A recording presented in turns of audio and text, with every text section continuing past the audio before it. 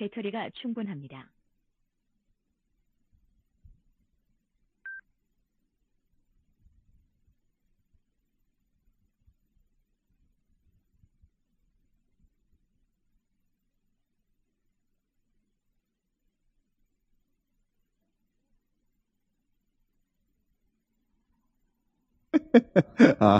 예, 조갑재 씨는 그렇게 연결되는구나. 그런데 예. 조갑재는 김태호처럼 그런 종류의 친일파는 아니에요. 네네. 네. 그래서 건전한 보스. 일본의 보스는 모든 것을 더 이용해요. 예. 하여튼 그래서 또 하나 말씀드리면요. 태극기 부대, 뭐 이런 폭동 일으킨 사람들하고는 손대야 된다. 윤석열이 우리나라만 뒤집박적으로 만든 줄 알았더니 한국 보수도 다 뒤집박적으로 만들어놨고 일본도 뒤집박적으로 만들어놨고 지금 미국도 뒤죽박죽으로 만든 걸 내가 잠깐 대리 대사로 와 있는 조셉 윤이라는 사람이 SBS에서 한국말로 인터뷰를 했어요. 그 사람하고 제가 10여 년을 알았는데 한국말 하는 것을 단 한 번도 본 적이 없어요. 일부러 안 하는데 대리 대사는 뭐냐면 중간에 공백기 동안 대행이잖아요. 지금 미국에서 새로운 신임 대사를 지명조차 안 하고 있어요. 조셉 윤 너 잘하면 대사 시켜준다. 조셉 윤이 계속 여당 국회의원을 계속 만나고 있다는 제보입니다. 국민의힘 지도부를 만나고 있어서 우리가 정신 바짝 차리고 이 사람들을 봐야 합니다. 한덕수가 저러는 것하고도 관련이 있겠네. 최대한 끌어내려고 미국 쪽에서는 새로운 정부 들어서기 전까지. 예. 자, 그러면 중국으로 넘어가 볼까요? 중국? 중국? 한한령이 있었잖아요. 한국 공연이 공식적으로 오케이가 됐어요. 그러면 중국은 이재명 체제가 되면 관계 회복이 된다라고 전망하는 것일 텐데 윤석열 이전의 중국하고 윤석열 이후의 중국은 달라요. 이제 그 사이에 경제 환경도 변했고 경제 생태계도 변했고 국제 정세도 변했고 중국이 한국을 필요하는 지점도 변했고 다 변했단 말이지.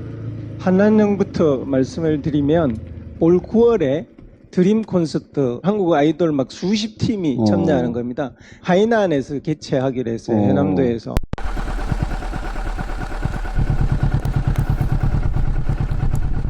보내는 거라고 봅니다. 우리는 니네들하고는 다시 정상적인 외교 관계를 맺고 싶다라는 사인을 보낸 거예요. 사인을 먼저 보낸 거예요. 네, 지금. 사인을 보내는 겁니다. 한국하고 뭔가 다시 잘하고 싶다. 중국에 대한 반중 감정이 고조되어 있다라는 것도 알고 있어서 이걸 어떻게 하면 이전의 우호적인 감정으로 돌릴까를 여러 가지 고민을 하고 있고 비자 면제를 해준 것도 그 중에 하나이고 이번에 한한령 해제해 준 것도 2개입니다. 그래서 중국은 한국이 예전으로 다시 돌아오기를 지금 준비하고 있고 11월에 아펙 회의가 경주에서 열리는데요. 그때 시진핑 주석이 들어올 사전 정지 작업의 하나로서 지금 이 한한령을 해결하고 있는 거여서 방향만 잘 잡으면 다시 이전보다 훨씬 더 좋은 관계로 갈 수 있다라는 그런 전제가 있는데 이제 문제는 한덕수 마지막 40일 남은 이 사람들이 이전에 박근혜 정부 말기에 사드를 그랬듯이 중국하고 돌이킬 수 없는 뭔가를 저지르고 갈 가능성이 충분히 있다라는 겁니다. 저도 그게 걱정돼요. 이 사람들이 지금 어제를 4개를 잡았는데요. 관세하고 투자하고 환율 잡았는데 하나 걸리는 것이 경제 안보라는 것을 하나의 어제로 잡았어요. 관세는 그냥 경제 문제잖아요. 그게 안보가 붙인 건 이건 미국이 계속 경제를 안보로 이용해서 중국과 경제 관계를 우리 안보에 해가 되니까 니네들도 하지 마라 그렇게 하는 거예요. 그래서 우리가 지금 반도체 칩의 고사양은 중국에 팔지 못합니다. 아직까지도. 그렇게 제재를 하고 있는 걸 경제안보라는 이름으로 하는데 이 아젠다를 동상협의 과정에서 토의하겠다라고 해버린 거예요. 그런 일이 벌어지면 신정부 내내 아주 골치 아픈 일이 벌어집니다. 중국은 세계 히토류의 90%를 다 장악하고 있습니다. 자동차, 비행기, 우주선, 무기 같은 것들 다 이 히토류를 씁니다.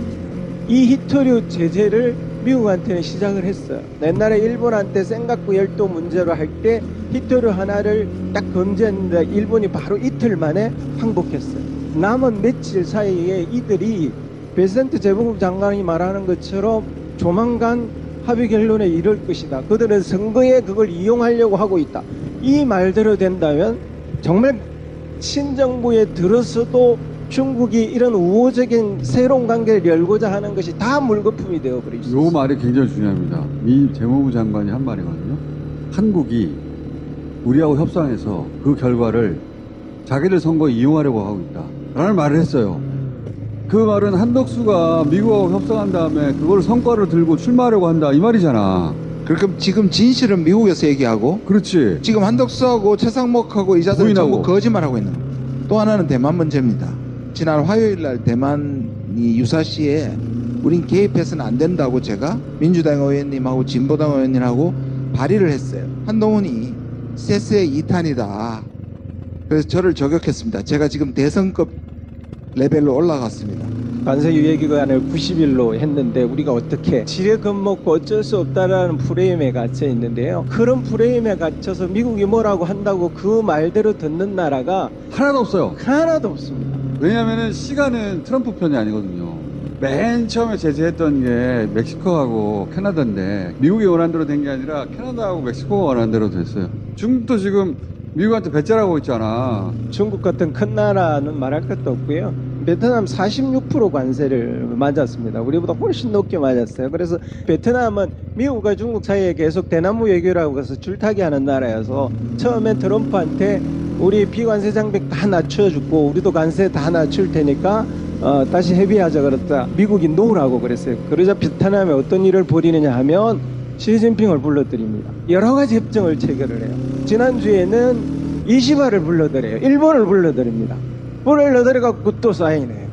캐나다는 엊그제 선거를 했습니다. 미국이 때리자 이번에 그 20%가 뒤집어져서 자유당이 다시 집권을 했어요. 왜냐하면 자유당의 칸이라고 하는 이 수장이 적극적으로 우리는 미국하고 싸우겠다고 그래가지고 이런 일들이 세계에서 벌어져요. 미국이 옛날의 미국이 아니라 지금 힘이 그렇게 없습니다. 아니, 중국 얘기를 하셔야지 캐나다 얘기를 자꾸 이렇게.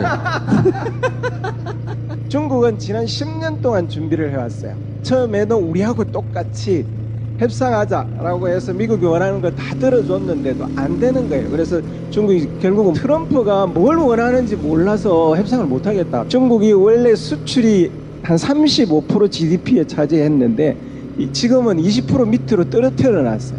미국의 의존도도 전체 수출에서 15% 정도로 떨어뜨려 버렸습니다. 중국 GDP의 한 2.5%밖에 안 돼요. 설령 미국하고 완전히 무역을 못한다고 하더라도 GDP가 2.5%밖에 안 떨어지는 걸로 했고요. 에너지 문제, 곡물 문제, 그다음에 대만 문제에 대해서 미국하고 싸울 모든 준비가 다 되어 있는 거예요. 그런데 무기도 개발해놨어요. 히토류, 미국 빅테크 기업들이 중국 땅을 못 떠나게 장악하고 있습니다. 애플 같은 경우에는 아직도 80% 이상을 중국에서 생산을 해요. 아마존에 파는 물건의 60%가 여전히 중국제입니다. 그러니까 아킬레스건은 잡고 있고 위험 부담은 줄여놔서 이 싸움은 길게 끌면 중국이 무조건 이기는 전쟁입니다. 우리는 어떻게 해야 되느냐? 보고 있으면 돼요. 한덕수가 안 하면 돼요. 한덕수가 안 하고 이재명이 하면 됩니다.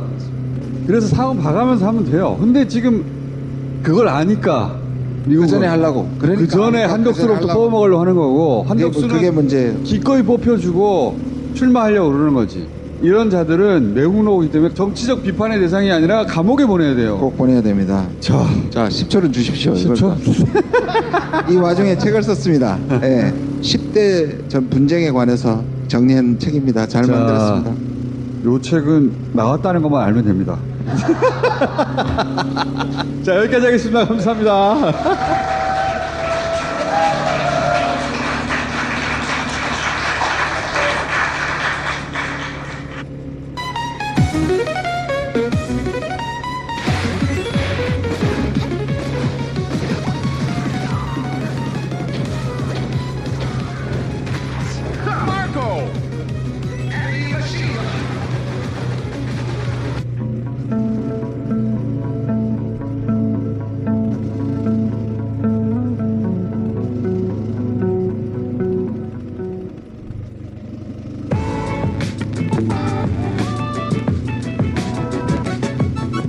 어쨌든 메시 인터컴 오픈 메시 채널 3 메시 인터컴 종료. 관절의 불편함 정도가 개선되었다. 기능성 건강식. 시리고 아픈 관절 연골뼈 건강을 위해 만들어졌습니다. 중외 제약에서 꼼꼼하게 품질 관리하여 생산하였습니다. 시리고 아픈 관절의 환관도. 네, 후기를 확인해 보세요. 저희는 항상 후기를 확인할 수 있습니다. 아, 착한 콜. 자, 대리운전 따로 쓰시는 곳 없으면 착한 콜 대리운전. 저희하고 10년 이상 함께 했습니다. 1800-9998. 500원 기부 벌써 10몇 년간 해왔어요. 픽스 포인트도 있어요. 착한 콜. 안녕하세요. 김호준의 다스베이다 광고스 이상민입니다. 오늘 제 헤어스타일 어떠신가요? 평소보다 좀 신경을 썼는데.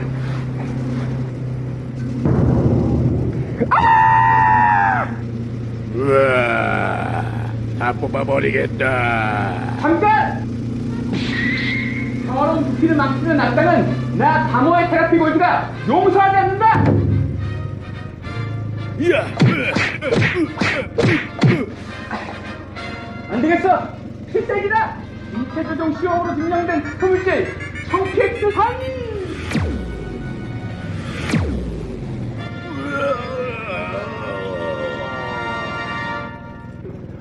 헐, 정말 다행입니다. 다모의 테라피 골드가 잘 지켜주고 있었네요. 50% 이상 생약 추출물로 만들어진 것은 물론 특허받은 청피엑스산의 기능성을 인정받기 위해 인체 적용 시험까지 거친 샴푸라니 원료에 더 믿음이 갑니다. 딴지마켓에서 호평받고 있는 다모의 샴푸, 자매품 다모의 테라피 골드 헤어 토닉과 함께 만나보세요. 자, 6분을 모시겠습니다.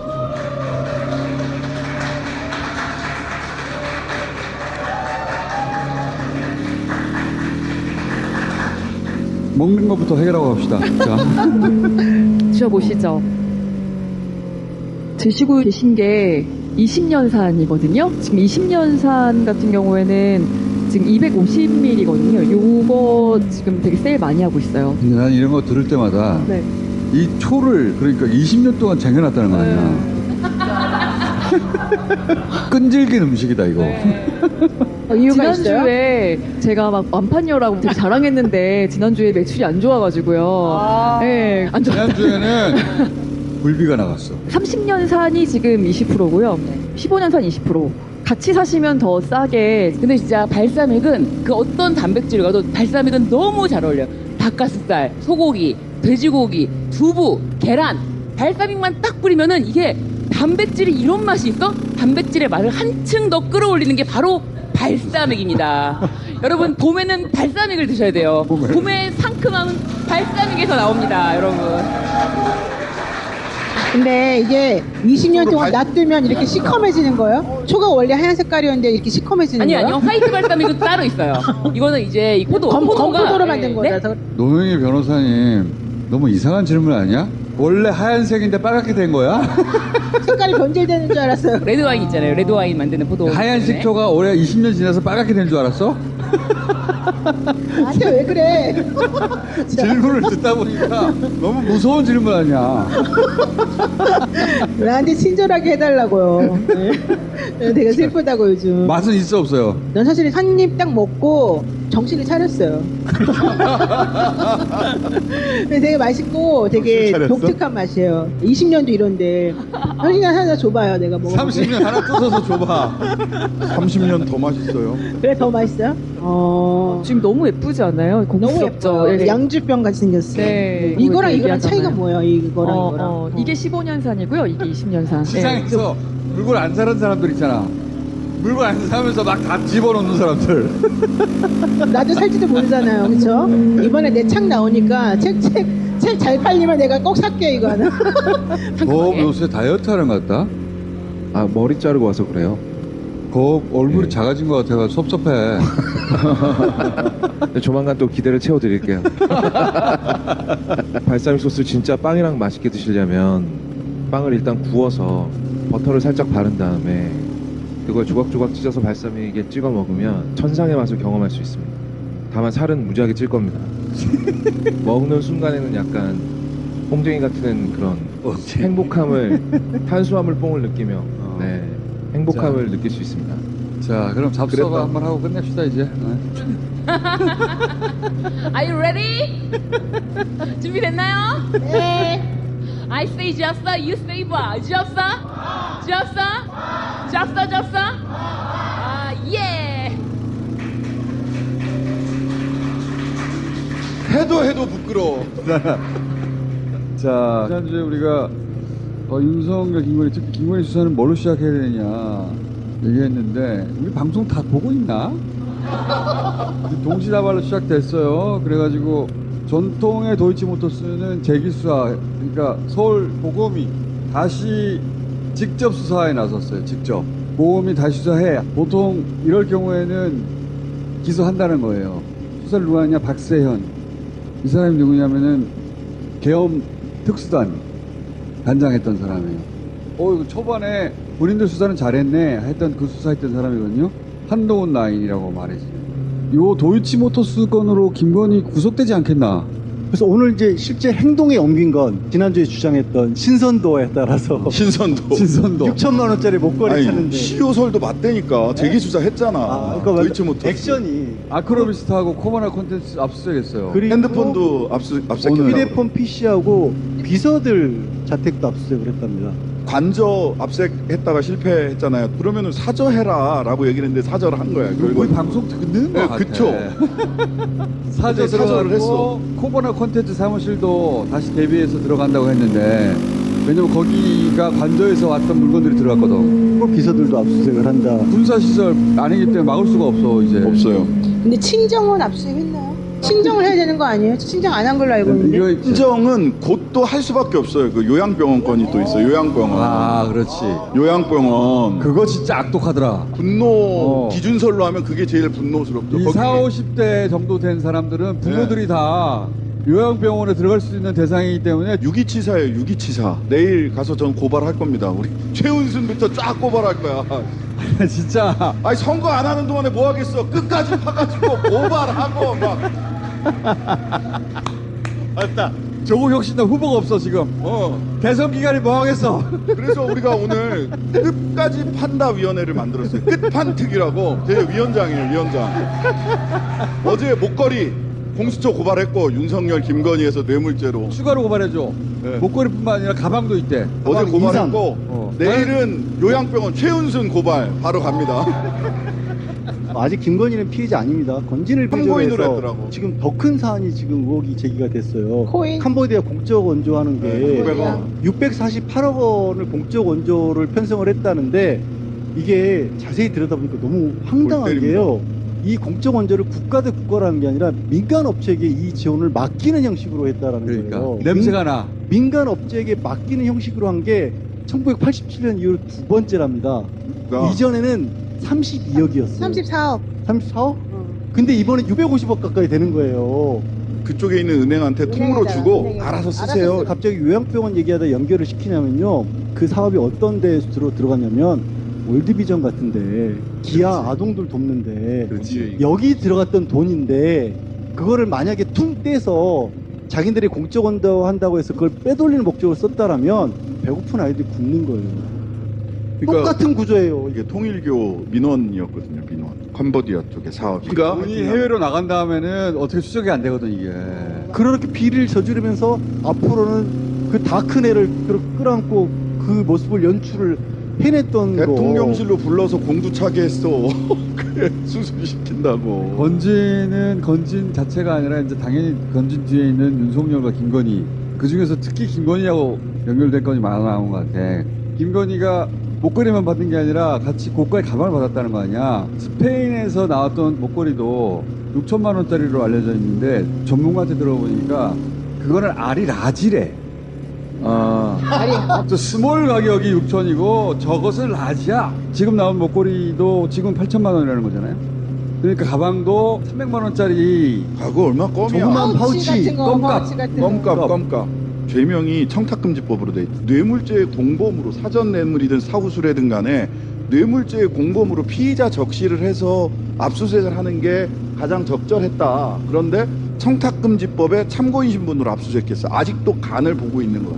검찰이. 결정적인 거 못 잡았어서 그럴 수도 있어요. 웬일이야?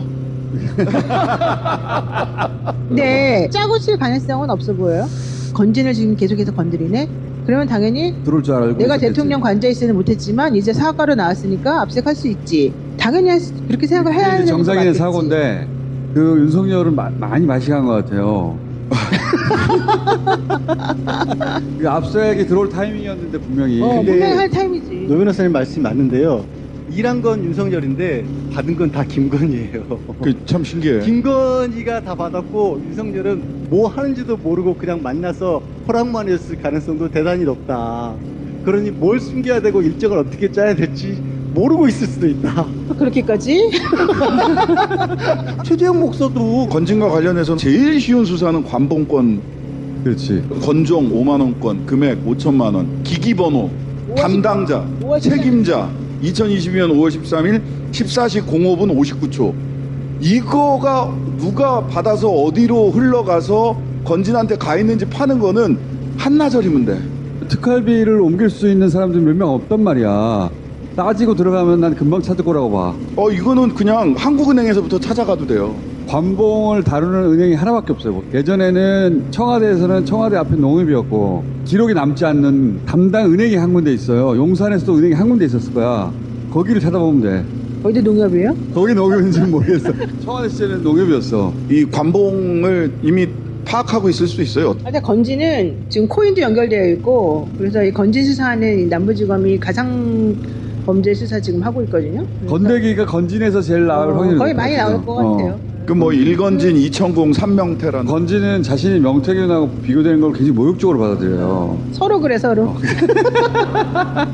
그래서 건진이 자기가 피해가 최소화되는 방향으로 불러줄 가능성이 높다. 그리고 5천만 원은 관봉으로 포장도 안 뜯고 그대로 뒀던 거 아니에요. 왜 그랬을까? 보여주려고 하는 거지. 사람들한테 보여주려고 하는 거지.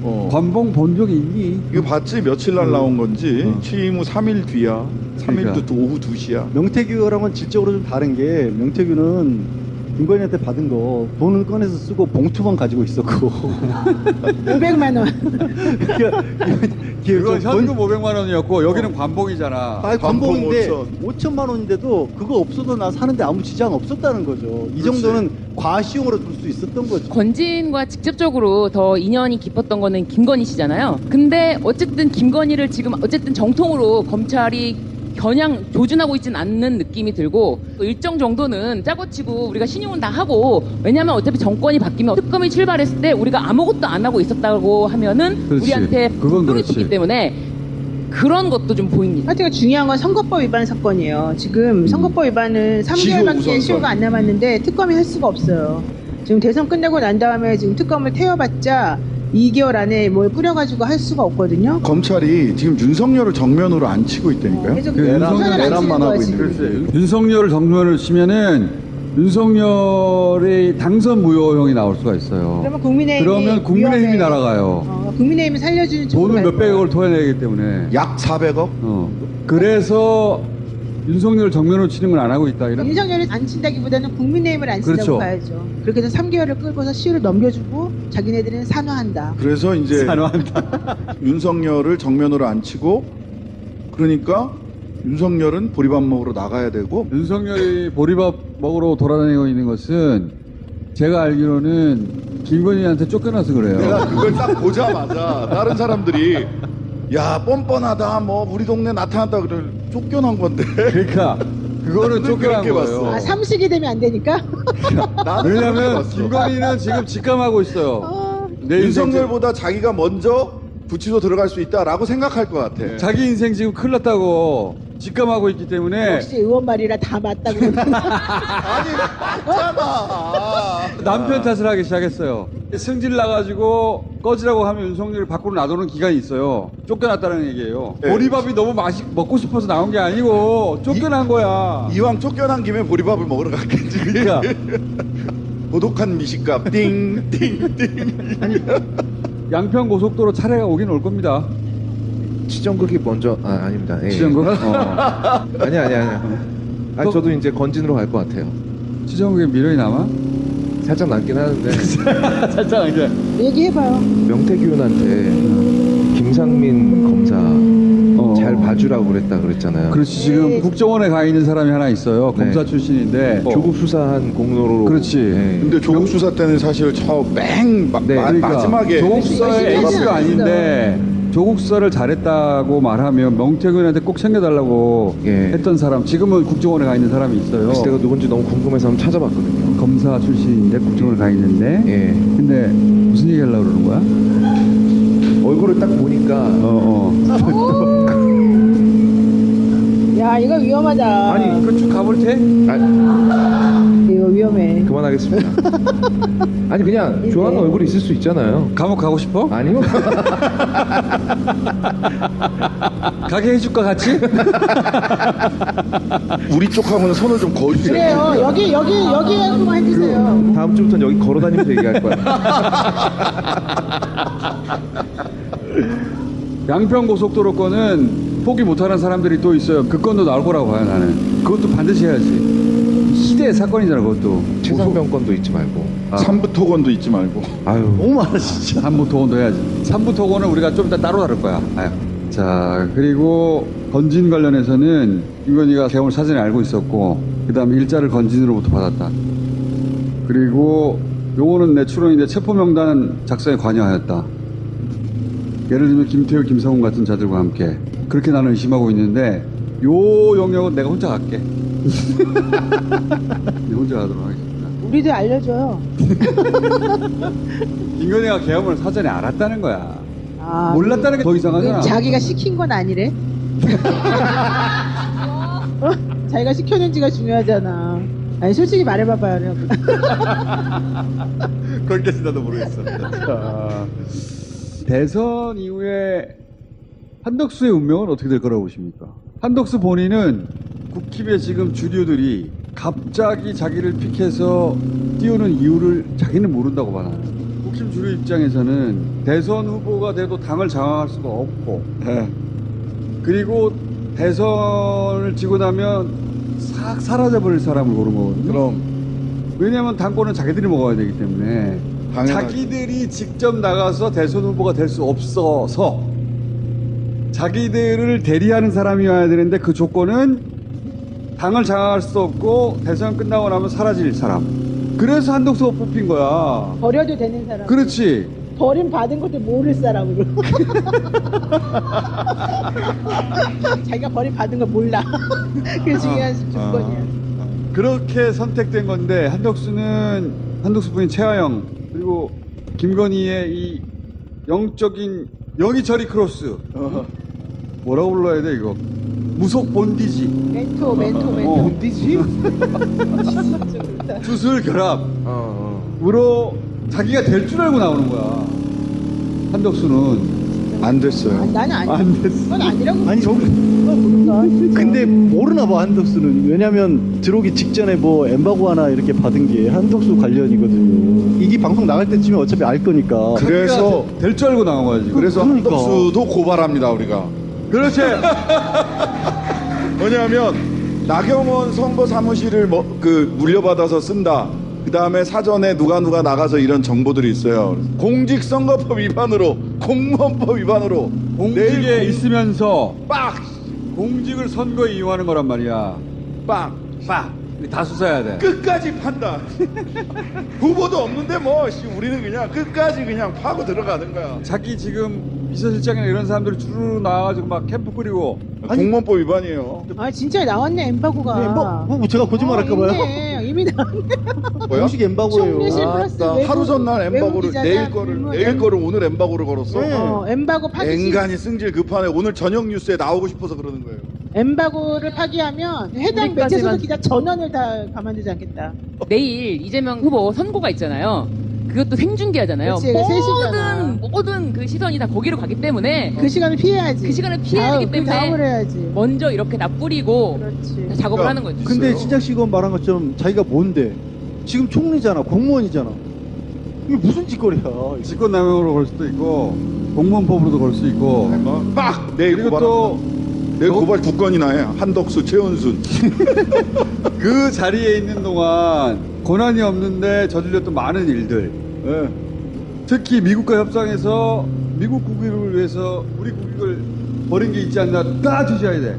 김태호부터 파야 돼. 김태호 왜 갔다 왔어? 철저하게 파가지고 다 수사해가지고 감옥에 보내야 돼. 끝까지 판다. 매국노들은 감옥에 보내야 돼.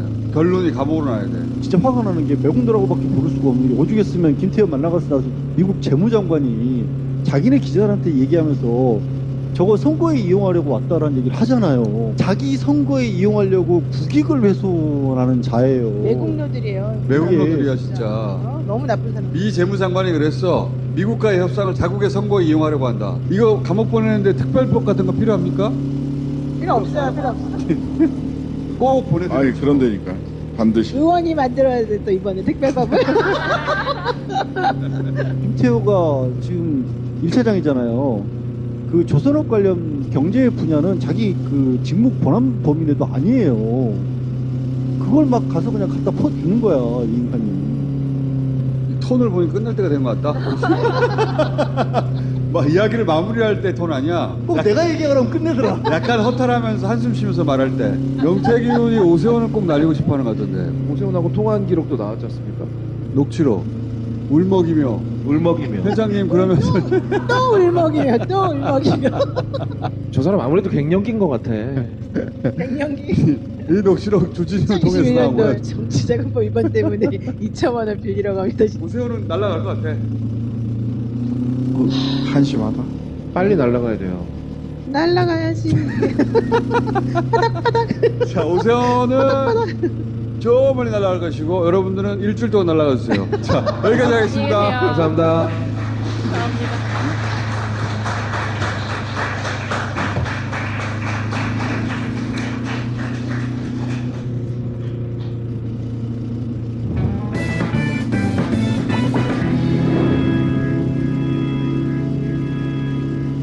오늘은 발사믹 15년산, 30년산 특별하게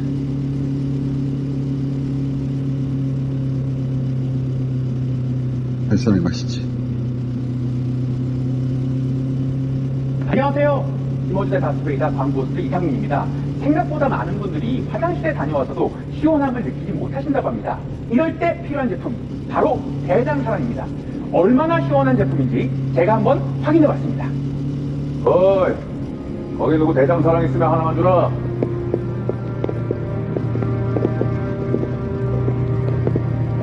뭐 갈 땐 가더라도 대장사랑은 그 정도 괜찮다.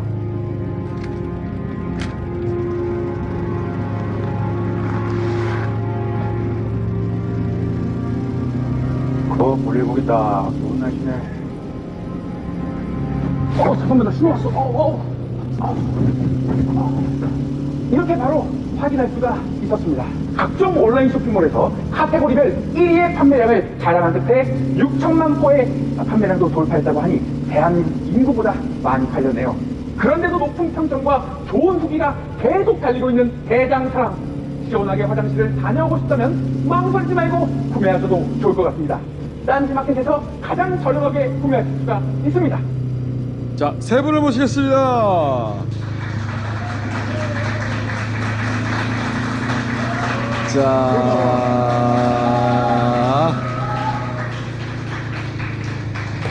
또 왔습니다. 3부 토건 얘기를 하려고 하는데 이 윤석열, 김건희 정권의 본질을 드러내는 사건이라고 나는 보기 때문에 이 모든 건 3부 내일 체크하고 여기서 출발합니다.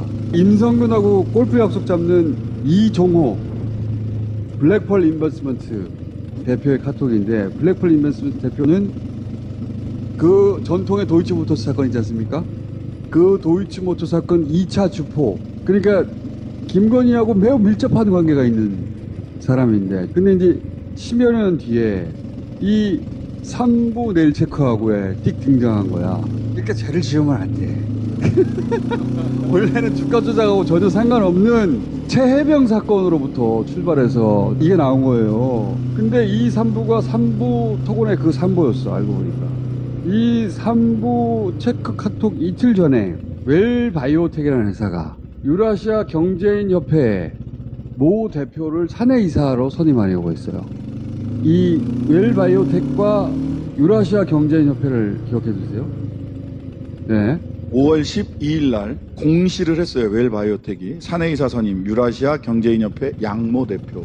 그리고 그로부터 열흘 후에 유라시아 경제인협회에 의해서 우크라이나 재건 포럼이라는 게 있어요. 이 포럼의 삼부토건, 웰바이오텍, DYD 이런 회사들이 우크라이나 재건 테마주가 됩니다. 그리고 3부 카톡 이틀 후에 젤렌스키 대통령 부인이 방한을 해서 김건희를 만나요. 그 다음날 추경호가 1억 무슨 몇천 달러 8, 9조 정도. 네. 1억 몇천만 달러 우크라이나 차갑 협정을 맺는다고 막 보도자를 내요. 그리고 그 다음날 국토부 1차관이 삼부토건 대표이사를 단독으로 만납니다. 그 다음날 삼부토건 거래대가 폭발해요. 그리고 3일 후에 삼부토건이 우크라이나 재건사업에 참여한다. 거실, 천장. 저는 앱손 미니 빔 프로젝터로 장소 제한 받지 않고 구글 OS로 각종 OTT를 편하게 보는데요. 사실 미니 프로젝터의 장점은 휴대성이 전부지 라고 생각했었는데 성능에 깜짝 놀랐잖아요. 앱손만의 색상과 밝기를 향상시키는 3LCD 기술로 굉장히 깨끗한 화면을 보여주더라고요. 근데 화질은 그렇다 쳐도 너무 작은 사이즈라 스피커는 전혀 기대하지 않았거든요. 발표를 하면서 아까 이야기한 재건 포럼에 참가하는 거예요. 그리고 원희룡이 이 재건 포럼에 참가하고 직접 현재 날라갔어요. 그래서 우크라이나 정부하고 MOU를 맺어요. 여기에 웰바이오텍이 참석하고 이후에 삼부하고 우크라이나하고 뭐 MOU를 몇 건 체결했다. 그러면서 주가가 달려 막 로봇 태권부이처럼 달려가. 다시 돌아가 보면 3부 내일 체크하라는 이종호는 이틀 후에 젤렌스키가 올 줄 알았던 거야. 그리고 웰바이오텍은 열흘 후에 재건 포럼으로 우크라이나 재건 주가 소재가 폭발한다는 걸 알고 있었던 거야. 그렇죠. 그래서 유라시아 경제인협회 대표를 사내이사로 선임하려고 했던 거예요. 열흘 후에 그런 일이 있을 거니까.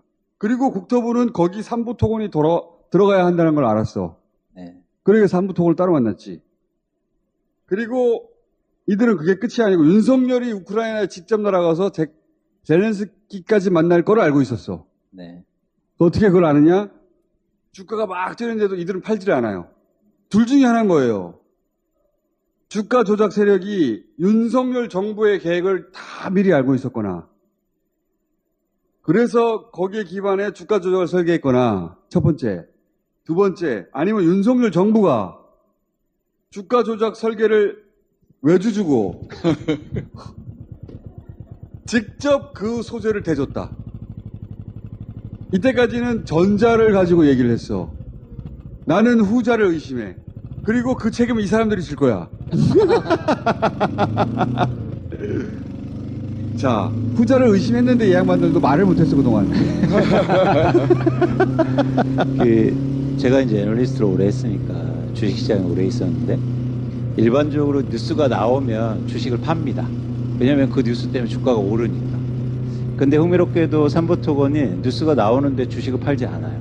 안 팔아. 그 얘기는 뭐냐면 정점이 아니라는 걸 알고 있었어. 공장장님이 말씀하신 것처럼 뉴스의 전체를 알고 있었다. 그렇기 때문에 이 뉴스가 나와도 안 팔고 예를 들어서 이런 거죠. 다음에 더 좋은 뉴스가 나와. 더 좋은 게 있어. 윤석열이 우크라이나를 방문한 다음에 공교롭게도 주가가 하락하기 시작해요. 그 다음에는 아무 소재가 없어. 수가 없어. 이들은 이 전체 프로세스를 알고 있었다는 거죠. 두 가지인데 전체 프로세스를 알 뿐만 아니라 그 정보를 만들었을 가능성이 높습니다. 그 정보를 양산하는 주체니까 아는 거를 넘어서는 거죠. 호재를 계속 만드는데 하나는 반복적으로 MOU를 체결하면서 그때그때 작은 호재를 막 만들고 그 다음에는 국가를 동원해서 호재를 만든 거죠. 그렇지. 김건희, 추경호, 원희룡 대통령까지. 네. 그래서 강도가 세져요. 그렇죠. 점점점 세지는 거예요. 젤렌스키 부인이 날아왔다부터 시작하는 거예요. 네. 그게 사람들 주목을 확 건단 말이야. 김건희하고 같이 사진 찍어. 어머? 근데 그 이틀 전이 3부 내일 체크하고 해요. 그리고 웰바이오텍은 왜 나온지 설명해 주세요.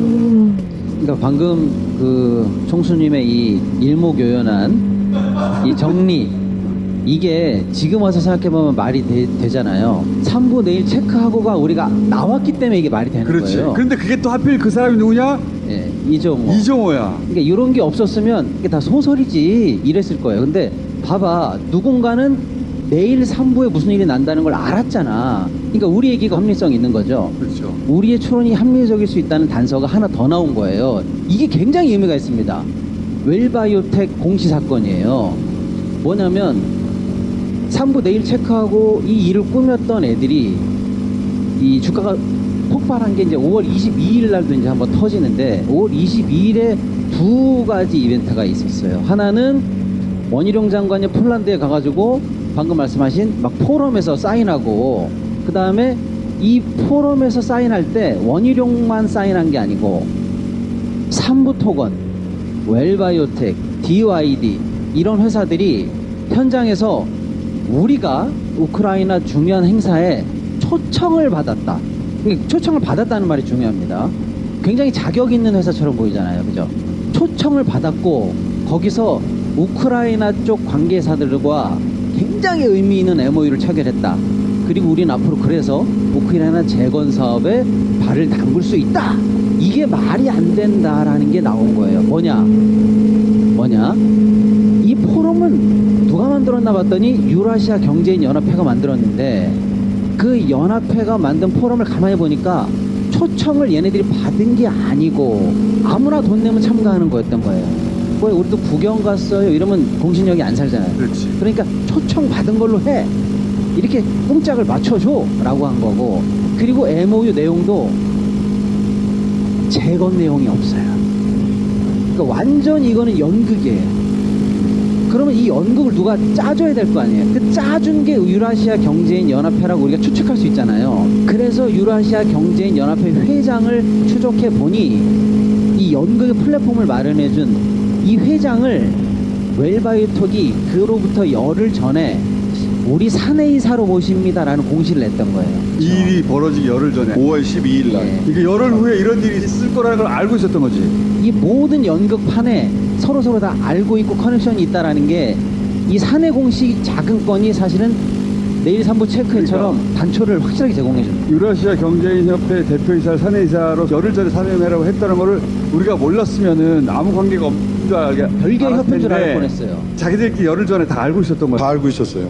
그런데다가 그 1년 전으로 가면 22년 6월 23일 날 여기 DYD 있죠? 삼부토건 인수한 하고 삼부토건하고 DYD 삼부토건이 유라시아 경제인협회랑 같이 우크라이나 재건사업 업무협약 및 우크라이나 지원 공동대책위원회를 만들어요. 1년 전부터 준비를 한 거예요. 그러니까 뭔가 꾸몄는데 그 협회 공동대책위원회 발기인과 공동위원장이 누구냐 하면 이은근 삼부토건 대표. 요게 그 MOU 가서 찍은 사진이에요. 그다음에 우크라이나 이제 정부 측 인사, 이양구 전 우크라이나 대사, 그다음에 구세현 웰바이오텍 대표. 요렇게 모여서 무슨 포럼하고 MOU 체결하고 막 이런 거예요. 그다음에 재밌는 사람이 나와. 황우려. 네. 그다음에 또 재밌는 사람이 나와. 김행. 그래서 공동위원장이 이양구, 황우려, 이 두 사람이 1년 전에 기본 판을 깔아놓고 계속 짱을 보고 있다가 그들만의 힘으로는 근데 그게 안 되는 거지. 안 되는 거지. 안 되는 거지. 안 뜨는 거야. 드디어 1년 뒤에 웰바이오텍 공시에서부터 본격적으로 작전이 들어가는 거예요. 근데 굉장히 재미있는 게 있는데 1년 전에 주식시장에서는 삼부토건 발 우크라이나 뉴스가 나왔어요. 그래서 맞아요. 주식시장에서 다 얘기가 됐어요. 그런데 실제로 아무것도 이루어지지 않으니까 사실은 주가 반영이 안 됐어요. 그러다가 1년 후에 처음 이제 이 뉴스가 나왔을 때 처음에 안 믿어요. 1년 전에도 안 됐잖아. 안 됐잖아. 그런데 깜짝 놀란 게 갑자기 정부에서 참여하는 거죠. 그렇지. 1년 전에는 실패했던 것 같고. 그렇죠. 1년 후에 그림을 다시 그렸는데 그 그림에 정부가 들어온 거예요. 그렇죠. 계속 이렇게 뭐 포럼만 하고 이랬으면 안 믿었을 거예요. 안 믿었지. 그런데 이상하게 국토부가 참여하고 차관이 들어가고 젤렌스키 부인이 왔죠. 원희룡 날아갔죠. 좀 이따 윤석열이 갔단 말이야. 그 사이 주가 폭등. 그 가운데 판을 짠 것이 유라시아 경제인협회, 그리고 우크라이나와 MOU. 그 MOU 막 참부통은 3개, 4개 막 작성했어. 네. 이양구, 황우력, 김행 이런 사람들 이름을 기억해둬야 돼. 정부가 없으면 또 실패했을 거예요. 젤렌스키 부인 만나고 원희룡을 보낸 사람이 누가 대통령 아니야? 윤석열 아니야? 그리고 윤석열 자기가 직접 날아가잖아. 윤석열과 김건희야 여기서 정부라 하면. 이제 안 믿다가 막 조금씩 뭐가 나오면 그게 확신이 들면서 더 믿게 돼요. 주가가 되게 폭등했던 또 하나의 원인이었습니다. 사실. 그래서 폭등해가지고 돈을 얼마나 벌었느냐?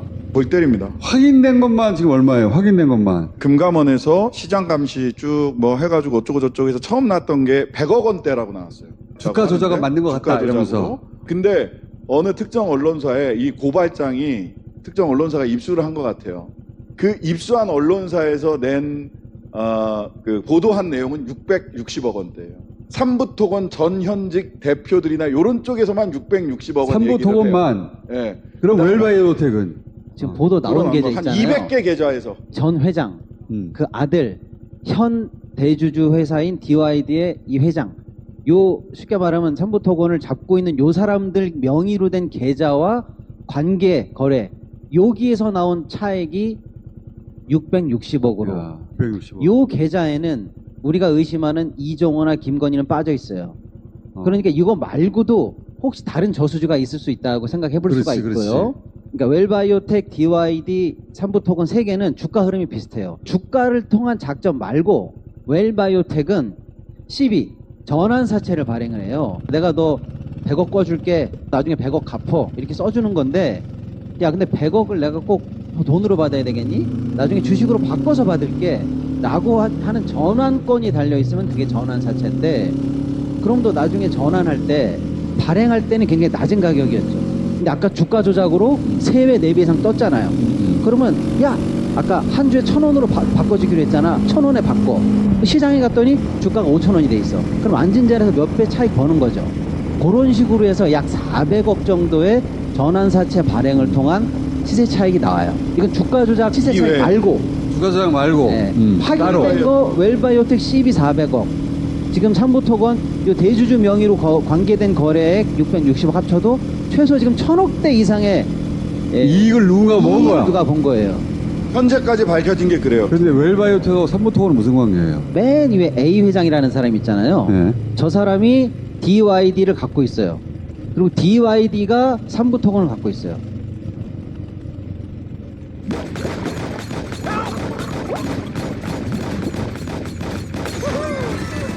저 사람이 CNI랑 대양 DNI라는 회사가 있는데 그 회사를 통해서 거꾸로 웰바이오텍을 갖고 있는 거죠. 그러니까 쉽게 말하면 DYD, 삼부토건, 웰바이오텍 이 3개는 실질적으로 진짜 주인이 A 회장이에요. 자, 그래서 DYD든 삼부토건이든 웰바이오텍이든 다 이해가 같다는 거야. 해상동이라고 보시면 돼요. 이 회사들만 하더라도 1,000억대가 이익을 봤다. 여기에 이종호 목소리는 안 보여.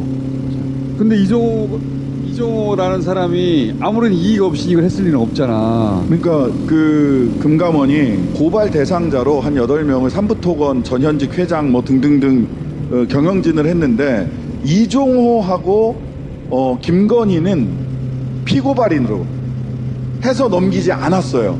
대신 강제 수사가 필요합니다라고 적어서 넘겼어요. 두 사람은 검찰로 사실은 이복현이 떠넘긴 거다. 그렇지, 자기가 안 하고 떠넘긴 건데. 본인이 안 하고. 아까 얘기한 두 번째. 윤석열 정부가 주가 조작 설계를 외주 주고 소재를 자기들이 직접 댄 거 아닌가? 만약에 이렇다면 이거는 우리 헌정사 최초의 일이에요. 정부가 직접 나서서 호재를 만드는 거. 이거는 상상할 수 없는 일이란 말이야. 내가 삼부토건 주가를 올리기 위해서 우크라이나도 방문하고 재건 사업도 참여하겠다 이렇게 만들었으면 사실은 엄청나게 큰 문제인 거죠. 그 사익 추구를 위해서 국가를 동원한 거예요. 정보를 빼서 이용한 게 아니라 아예 국가 조작을 위해서 국가를 동원해버린 거예요. 대통령 지위를 수익 모델 삼은 거예요. 그렇죠. 뭐 윤석열이 아무리 노력해도 삼성전자 주가는 올릴 수 없습니다. 건설업 같은 경우에는 수주를 주거나 해외 사업에 이렇게 연결해주면 주가가 오른다는 건 모두 다 알고 있죠. 두 번째는 뭐냐면 이 회사가 김건희하고 연관이 있었다는 거예요. 이종호하고 연결고리가 있었고 과거에 삼부토건하고 또 연관성이 있지 않습니까? 그러니까 자기가 아는 회사인데 내가 주가를, 즉 정부가 주가를 올려줄 수 있어. 그럼 라고 예상이 정확히 김건희가 나오거든요. 생각했을 거라고 생각하시는 거지. 그죠? 적어도 이종호는 생각했을 것 같아. 과거에 김건희는 주가 조작에 최소한 쩐 주고 더 나아가서는 공범으로 의심되고 있잖아요. 그러니까 주가 조작을 어떻게 하는지 봤잖아. 그게 힘들다는 것도 알아. 1차 주포 실패거든. 2차 주포 들어와서 어렵게 성공시켰어요. 힘들게 해서 더 있는지 모르겠는데 검찰 보고서상으로는 도이치로 23억을 남겼어요. 고생했어. 자기들도. 응? 그리고 그 이후로 얼마나 고생했어. 도이치 주가 조작했다고 막 12시에 만나요, 막. 그러니까 그런데 이거는 훨씬 쉽지. 이거는 자기가 대통령 부인 만나면 돼? 모양 있게? 우리 남편 그 우크라이나 한번 갔다 오면 돼? 장관 한번 보내면 되는 거야? 그거만 하면 1,000억이 막 나와. 이렇게 생각하기 시작하면 너무 쉬운 거야. 작년 7월 22일 날 김병환 금융위원장 인사청문회 때 이 얘기를 제가 처음으로 얘기를 했어요. 청문회장에서. 근데 국민의힘 의원들이나 전부 다 저거 어거지라고. 며칠 전부터 우리 박시동 평론가랑 이거 이상하지 않아? 이거 어떻게 해야 돼? 하고서 계속 연구를 한 거예요. 이거는 마지막까지 이걸 할 건가 말 건가. 너무 우리가 김건희 씨를 나쁘게 봐가지고 그러는 거 아니야? 모함하는 거 아닌가? 우리 둘이 얼마나 조마조마했어. 이걸 할 거냐 말 거냐. 이제 하고 감옥 가는 거 아닌가 싶어가지고. 아니 이거 너무 우리가 나쁘게 생각하는 거 아니야? 지금 이거 이 정도 좋게 생각하는 거야 나. 사이즈가 1,000억이잖아요. 1,000억을 핑퐁 쳐서 올리려면 동원된 계좌가 몇 개게요. 그러니까. 그리고 수행해야 되는 통정매매 주고받고 호가 관리 이런 거 할 때 얼마나 많은 매매가 필요하겠어요. 그렇지. 이거는 그렇게 안 했어요. 이거는 그렇게 안 해도 되지만 저는 이렇게 생각해서 이렇게 대범할 수가 있나? 이거는 우리가 절대 안 잡혀. 처음 얘기 나온 게 7월 22일 날. 근데 실은 주가 조작이 있었던 거는 그거보다 1년도 더 전 2023년 5월 7일이에요. 그렇지. 그리고 시장 감시 시스템이 다 작동을 하고 있어야 되는 거예요. 근데 그때 7월 22일 날 얘기를 하니까 나흘 뒤부터 이상거래 심리를 시작했다고 했어. 공식적으로는. 그러니까. 그때 처음으로 이상거래 심리를 시작했다고 했고 맞아. 2개월 만에 종료하고 그런 다음에 이제야 고발했어요. 그래서 야 그러면 니네 둘 중에 하나 아니냐. 지금 시장 감시 시스템이 실패한 거냐. 이렇게 큰 대규모의 주가 조작이 있었는데 그게 아니면 아니고, 인적 실패냐. 누군가. 그게 아니고 알았는데 말을 못한 거지. 그러니까 둘 중에 하나 아니냐. 제가 장담하는데요. 예, 3시간이면 잡혀요. 이런 거는. 그러니까 근데 거래 그때 잡아낼 수 있었으면 1년 전에도 잡아낼 수. 그래서 내가 그 질문을 했어요. 이거 처음 심리한 거냐 아니면 한 번 한 적 있냐? 말씀드리기 어렵습니다. 그러니까 이게 기가 막힌 사건이잖아요. 그렇게 보면 아니 정부가 주가 조작을 잡아내야 되는데 정부가 주가 조작의 주범인 거야? 지금 설계를 외주를 줘가지고 대통령이 나서서 주가 조작의 소재가 된 거예요. 특검을 꼭 해야 된다고 보거든요. 이거 뒤지면 한국거래소에서 직원 몇 명이라도 난 양심선언 나온다고 봐요. 우리 그때 알았어요 라든가. 이 시스템 전반에 어떻게 이들이 스며들어 망치고 있었는지를 여실히 드러내는 사건일 것이고 이게 하나가 아닐 것이다 나는. 그러니까요. 그 지점에서 저희가 이제는 여러 가지가 의심이 되는데 우리나라에 갑자기 빈살만 사우디 왕자가 방문합니다. 그러니까 예를 들어서 막 중동에 갑자기 수주한다고 하고. 잘 보세요, 여러분. 대왕고래 프로젝트. 이런 것도 주가에 막 폭등을 일으키거든요. 그렇지. 그리고 원전. 원전. 비단 주식 시장에서만 있을 뿐만 아니라 좀 부동산에서도 작용했다고 봐요. 예를 들어서 그린벨트 풀어줍니다. 나는 그 혜택을 직간접으로 반드시 김건희 일가가 받았을 거라고 봐요. 그 다음에 부동산 PF 엄청나게 손실이 일어나는데 대규모로 지원해 주거든요. 저는 이게 다 이상하게 보이는 거예요. 그 안에 자기 이익이. 의심병이 도진 거야 이제. 그러니까 그 안에 김건희 그 일가의 이익이 있는지 다 찾아봐야 돼. 고속도로 종종 꺾어져서 우연히 찾아낸 거란 말이죠. 그런 것처럼 이들은 그걸 끊임없이 연구했을 것이다. 당연하죠. 끝까지 파야 됩니다. 평소에 대한민국이라면 잘 안 일어나는 일들이 이상한 일들이 많이 일어나요. 깊게 팔 필요도 없어요. 예를 들어 대왕고래 갑자기 나라에서 석유가 난다고 대통령이 난데없이 나와서 생방송으로 발표하잖아요. 그때가 장이 열리던 시간이에요. 그럼 석유주 떠요 안 떠요? 뜨죠. 이런 엄청난 발표를 장중에 하는 거는 내가 본 적이 없어요. 고위공무원들이나 그 주무부서가 이러면 몰랐을까요? 알죠? 이런 발표는 장중에 하면 안 된다는 거. 근데도 막 그냥 해버리잖아요. 예. 윤석열, 김건희 재산 추적에 관한 특검을 해야 돼요. 이 임기 중에 어떤 식으로 이 재산상의 이득을 얻었는지 면밀히 살펴가지고 제가 볼 때는 전방위로 해야 돼요. 굉장히 중요합니다. 왜냐하면 지금 엄청난 어쨌거나 시세 차익이 낮다는 건 확인을 해줬어요. 물론 더 있을 거라고 저는 추정하지만 지금 밝혀진 계좌에 일단 김건희, 이종호 계좌는 아직은 없다는 거잖아요. 그럼 어디 저수지에 숨어 있을 수 있잖아요. 그거 어떻게 자기가 받을 수 있어요, 나중에? 이게 진짜 기술이에요. 꾼들은 아는 방법이 몇 개 있거든요. 마늘밭에 숨겨놓는 거 있죠. 마늘밭. 이 관련자들이 옛날에 다 정가가 있는 사람들은 이런 거예요. 엄청 시세 차익이 났어. 계좌에 이미 났기 때문에 이거를 당장 없애지는 못해. 굉장히 복잡한 한 7, 8단계를 거쳐서 이상한 회사를 하나 만들어. 그 회사가 엄청난 사업을 하는 것처럼 만들어. 알고 봤더니 부실이네. 그리고 회사를 망가뜨려서 없애버려요. 그리고 남은 돈들을 다 손실 처리해. 돈이 흩뿌려진 것처럼 나오는데 이 모든 사업이 다 가짜야. 그럼 그 돈은 사라졌어요. 마지막에 파산 처리돼요. 기획 단계 시작부터 파킹하고 돈 빼는 과정까지 대한민국의 주가 조작의 주옥 같은 교과서가 나오지 않을까. 이걸 그냥 넘어갈 수는 없다. 발음을 잘해. 그리고 대통령 부인이니까 마음대로 움직일 수 없단 말이야. 만약에 우회해서 처리했다면 가족을 찾아봐야 돼요. 끝까지 가봐야 된다는 거예요. 돈이 나가는 다 게. 환수해야 돼, 다. 끝까지 봐야 돼. 그 유럽에 예전에 공무 출장 갔을 때 오스트리아 정치인들과 얘기할 때 들은 얘기인데 주가 조작 이런 거 있잖아요. 이게 살인보다 나쁘다는 거예요. 대부분의 살인은 우발적이에요. 그리고 피해자가 한둘이에요. 근데 이 주가 조작 같은 거는요. 우발성이 없어요. 철저하게 계획해서 준비해서 하죠. 그리고 힘있고 똑똑하고 가진 거 많은 사람들이 하는 범죄고 범죄 피해자가 공동체 전체입니다. 대한민국의 자본시장 전체를 공격하는 범죄이기 때문에 이게 살인보다 더 나빠. 극악무도한 범죄입니다. 그러니까요. 예.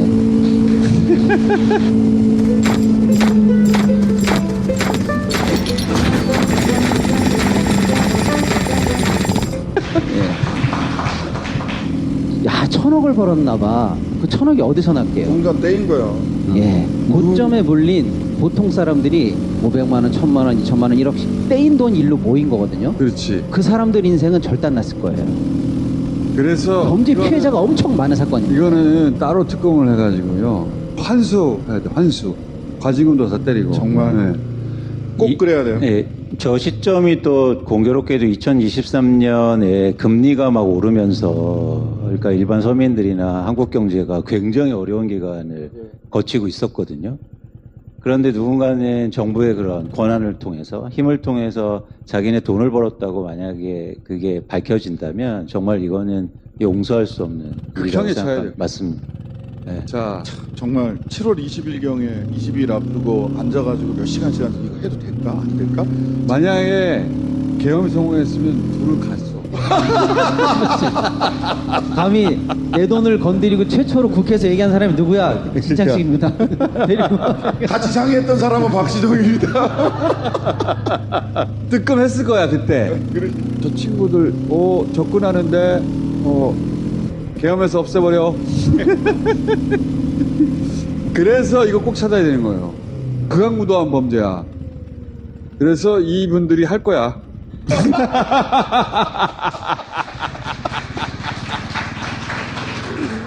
자, 여기까지 하겠습니다. 감사합니다. 감사합니다.